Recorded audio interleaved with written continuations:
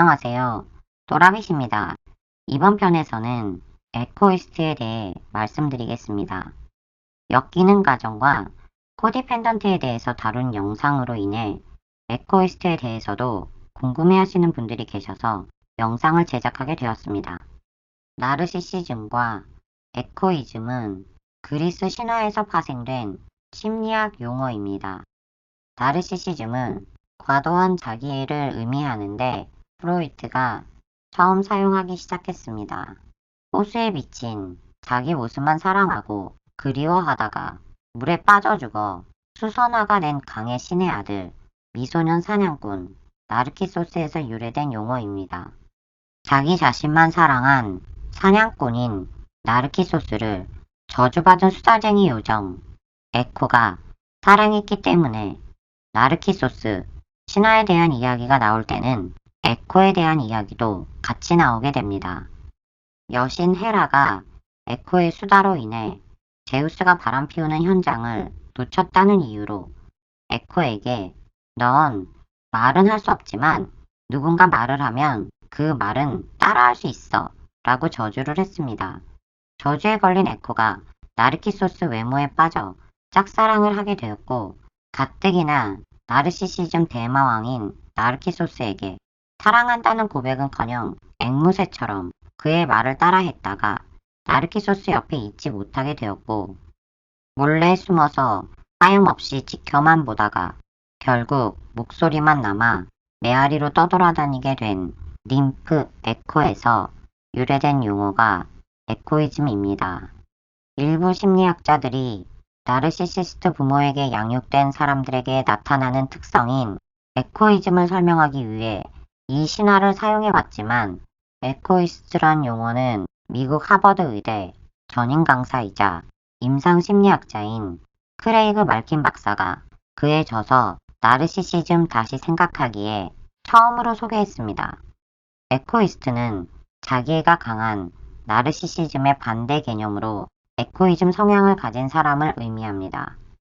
말킨 박사는 사람이라면 누구나 기본적으로 자기를 사랑하고 존중하는 나르시시즘이 있고 어느 정도 수준 이상의 나르시시즘이 있어야만 자기도 사랑하고 남도 사랑할 수 있는 건강한 자기 존중감, 자존감을 유지할 수 있는데 그 자존감의 상태는 테스트를 통해 0부터 10까지 긴 선과 같은 자기의 스펙트럼 상에서 자기의 위치가 어디에 위치하는가에 따라 자기의 결핍인지 자기의 과잉인지를 판단하는데 정상범주의 사람들이 머무는 스펙트럼 중간 정도인 O에 위치하면 자기의 상태가 건강한 사람이라고 합니다.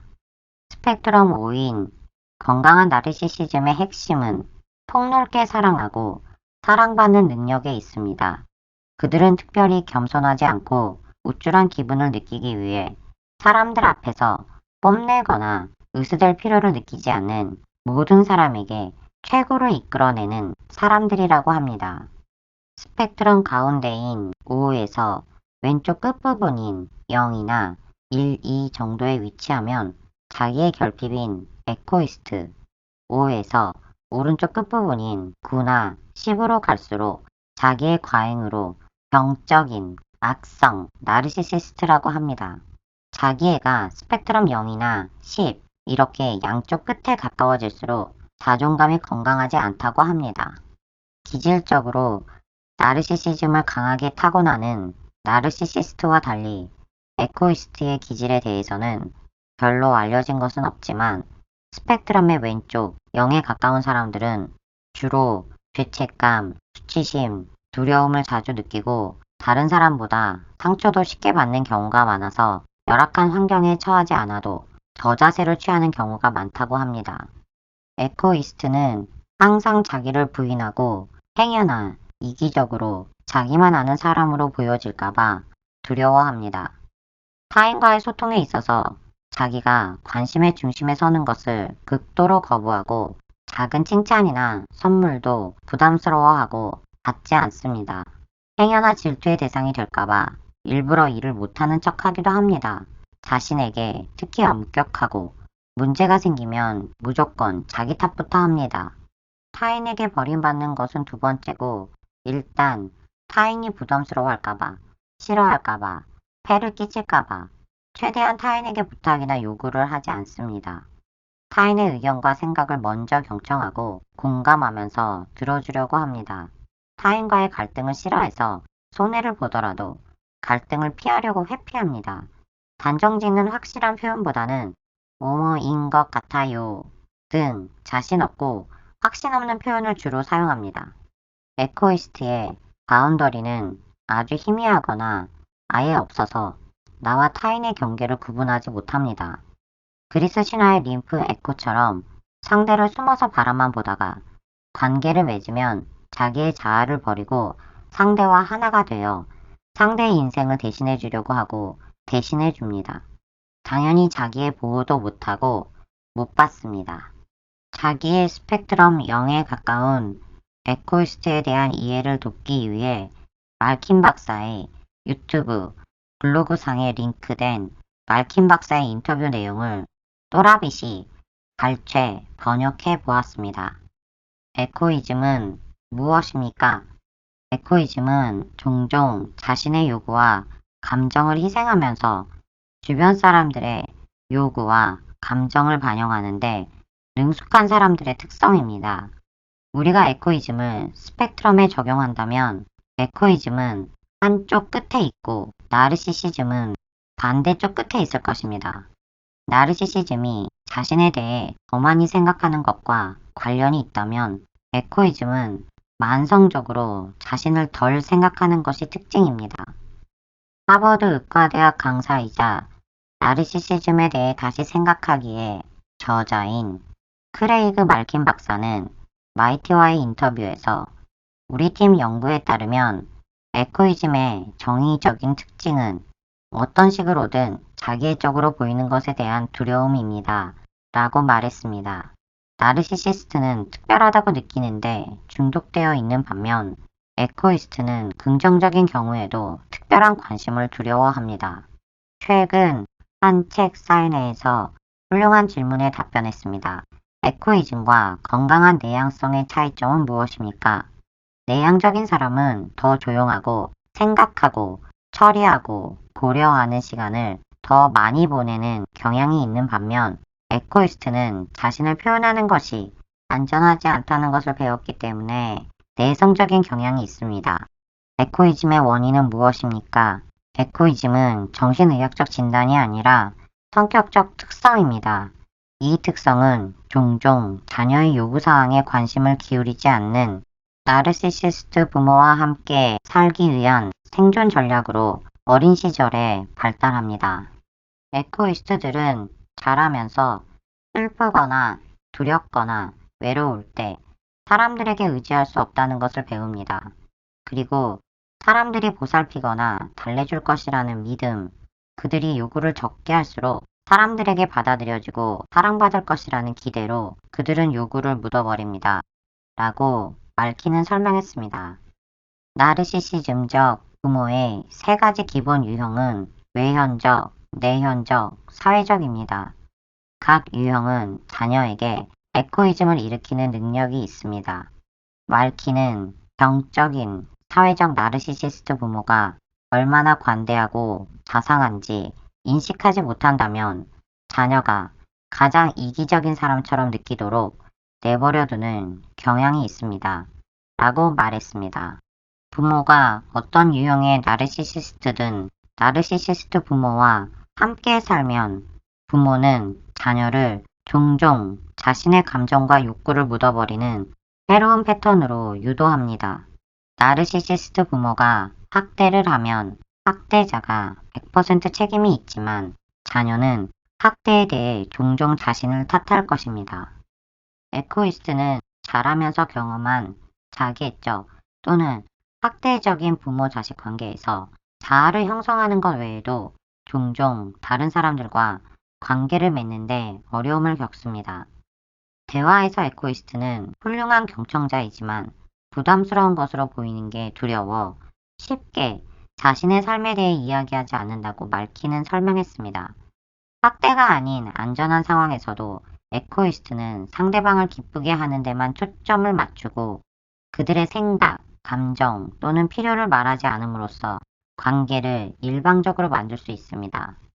에코이스트는 감히 더 많은 것을 요구할 경우 자신을 더 이상 사랑하지 않는 사람들에 대한 깊은 두려움을 가지고 있습니다. 이것은 타인의 필요를 충족시킬 능력이 거의 없는 정서적으로 연약한 어른이나 나르시시스트 어른들과 함께 살면서 얻은 교훈입니다. 사람들을 기쁘게 하는 것은 어린 시절에 뿌리내린 두려움으로부터 배운 행동입니다. 항상 나르시시스트 부모를 기쁘게 해야 하기 때문에 학교에서 우정을 나누거나 나중에 다른 사람들과의 관계에서 그런 행동을 계속해야 합니다. 라고 맥클로스키가 말했습니다. 거기서 경계가 생성됩니다. 나르시시스트 부모가 있다면 건강하지 않은 경계선과 건강한 경계선이 무엇인지 배우지 않습니다. 다시 교육받아야만 하고 신체적, 정서적, 심리적 경계를 개발하는 과정을 시작해야 합니다. 에코이스트를 돕는 열쇠는 그들이 자기를 비난하는 대신 보살핌과 친밀감에 대한 충족되지 않은 요구로 인한 실망과 분노 등 정상적인 감정을 정서적으로 표현하도록 가르치는 것입니다. 더 건강한 관계와 치료를 위해 그들에게 새로운 생활 규칙을 제공해야 합니다. 현실 어른들의 세계는 그들이 생존해야 했던 가족 환경과 달리 그들의 요구를 더 많이 감당할 수 있을 뿐만 아니라 그들을 사랑할 수도 있는 사람들로 가득 차 있음을 알게 됩니다. 일단 시도하면 더욱 완전하고 깊이 있게 됩니다. 나르시시스트 부모와 함께 자란 후 자신의 목소리를 찾기 위해 고군분투하는 사람에게 말키는 몇 마디 격려의 말을 전합니다. 우리는 모두 우리 자신의 목소리를 통해 알려지고 사랑받고 있습니다. 단순히 다른 사람들의 메아리로, 다른 사람들을 비춰주는 거울로 기대 없이 조용히 그들을 사랑하는 것만으로는 충분하지 않습니다. 라고 그는 말했습니다. 당신은 실제로 목소리를 가지고 있습니다. 당신은 그것을 침묵시키는 법을 배웠을 뿐입니다. 어떤 사람들은 당신의 목소리를 듣는 걸 좋아할 수 있습니다. 다시 본론으로 돌아와서 말킨 박사가 에코이스트도 코디펜던트처럼 나르시시스트 부모의 영향을 받아 후천적으로 에코이스트가 된다고 하는데도 에코이스트를 코디펜던트가 아니라고 하는 경우도 있는데 에코이스트는 코디펜던트입니다. 코디펜던트는 자기애가 스펙트럼 0이나 1, 2이면 에코이스트, 9에서 10이면 병적인 악성 나르시시스트일 수 있습니다. 그런데 여기서 한 가지 의문이 생깁니다. 자기의 과잉인 나르시시스트가 전적으로 자기만 알고 악하다고 한다면 반대로 자기의 결핍으로 전적으로 자기를 포기하니까 에코이스트는 무조건 선한 걸까요? 자존감 결핍으로 자신감 없고 소심한 사람은 무조건 선하고 자존감 과잉으로 자신감 뿜뿜하고 적극적인 사람은 무조건 악한가요? 그런 사람은 전부 나르시시스트인가요? 자기애는 고정되어 있지 않고 강해졌다, 약해졌다, 스펙트럼 왼쪽, 오른쪽을 왔다 갔다 움직이는데 유아기, 청소년기, 임신이나 호르몬 변화에 따라서도 달라질 수 있는 것이 자기애입니다. 악인들 중 특히 나르시시스트에 대해서 이런 식으로 나르시시즘, 자기애적인 관점으로 접근하다 보니 열등감을 극복하라거나 상처받은 자기애를 치료하고 교정해서 자기애를 스펙트럼 정상 범위로 돌릴 수만 있다면 물론 소시오패스적인 위험한 악성 나르시시스트 정도는 아니라곤 했지만 병적인 나르시시스트를 바꿀 수 있다는 개념들이 나오게 되는 것입니다.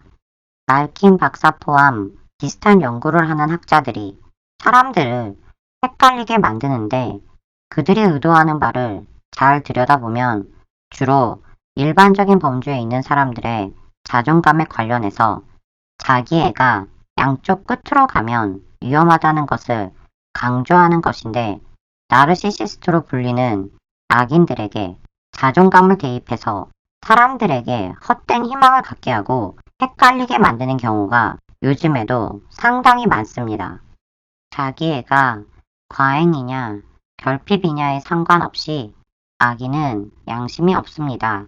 바뀔 가능성이 있는 나르시시스트는 아무리 소량이라도 양심을 타고났을 때만 가능합니다. 에코이스트가 양심이 없다면 자기의 결핍으로 손발이 묶여 꼼짝 못하고 있는 남의 인생을 대신 살아주고 있는 악인입니다.